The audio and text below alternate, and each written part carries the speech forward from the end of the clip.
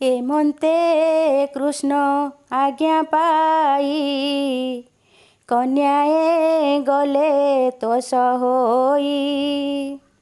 ଗୋବିନ୍ଦ ପାଦେ ମନ ଥୋଇ ମିଳିଲେ ନିଜ ଘରେ ଯାଇ।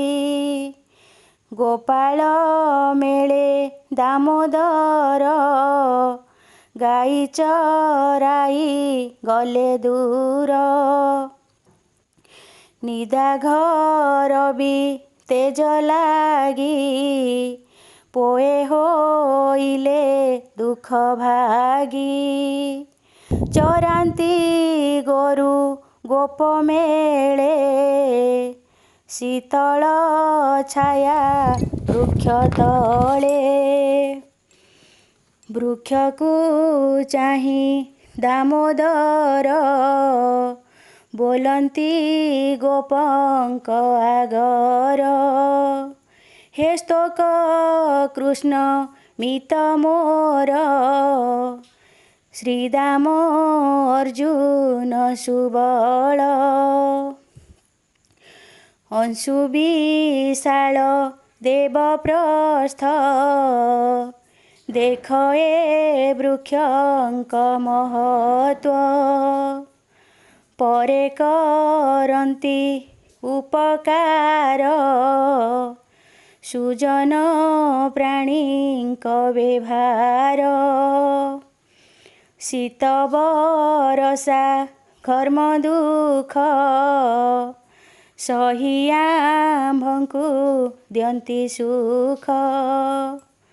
ଧନ୍ୟ ଜୀବନ ଏହାଙ୍କର ଜୀବିକା ହୁଅନ୍ତି ପ୍ରାଣୀଙ୍କର। ସୁଜନ ଘରେ ଯେହ୍ନେ ଯାଇ ଅତିଥି ନିରାଶ ନୁହଇ। ପତ୍ର କୁସୁମ ଫଳ ଛାଇ ମୂଳ ବକଳ ଦାରୁ ଦେଇ।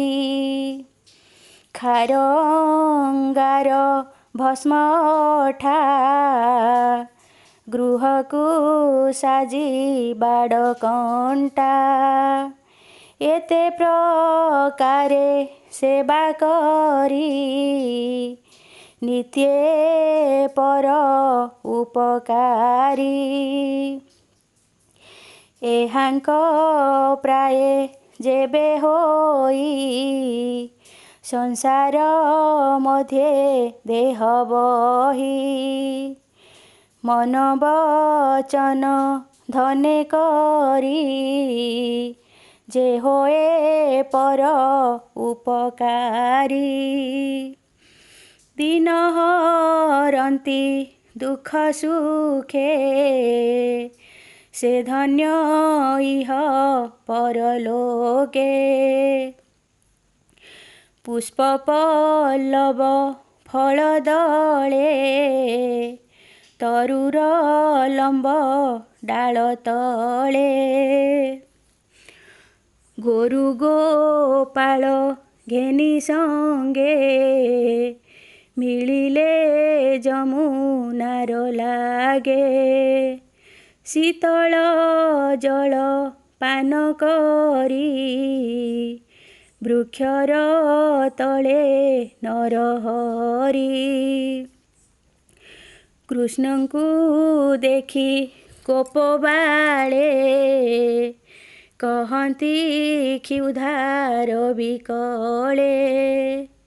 ସେ ରାମ କୃଷ୍ଣ ରଗ୍ରତ